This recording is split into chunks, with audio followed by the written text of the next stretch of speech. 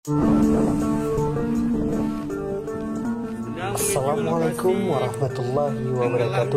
Salah satu nelayan di Apa kabar pengunjung setia? Semoga kalian baik-baik saja dan tetap dalam lindungan Tuhan. Sampai saat ini belum ditemukan. Kuala Tuha, Kecamatan Kuala Pesisir, Nagan Raya.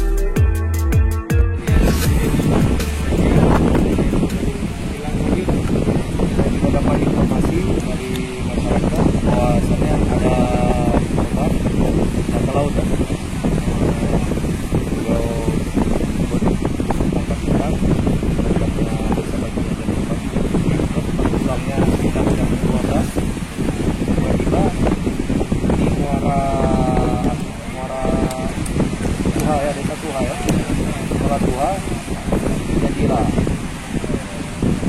jatuh korban dari kapal. Pak, korban berapa orang, Pak? Korban berapa orang, Pak? Korban satu orang, mereka berdua dan satu kapal berdua. Diinfokan beliau itu kena kemudinya itu terhantam ke badan beliau, makanya jatuh beliau. Jadi tidak bisa menyelamatkan diri.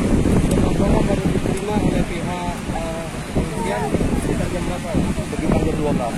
Jam 12. Kejadiannya sekira jam 12 kurang 10. 10 menit dari kejadian baru terkumpul. Identitas korban apa sudah diketahui? Identitas korban sudah diketahui. Namanya diketahui. Laporan dasar sudah ada ya, saya laporkan ke Pak Kapolres ya. Namanya diketahui. Umurnya 40 tahun ya, 9 tahun. Desa Langkah, Kecamatan Kuala Pesisir. Dan saksinya pun namanya ada nih satu kapal sama beliau, Safar. Umurnya kira 45 tahun, kerjaan laut juga, alamat Desa Langkah, Kecamatan Kuala Pesisir. Kejadian apa tindakan dari pihak kepolisian ini?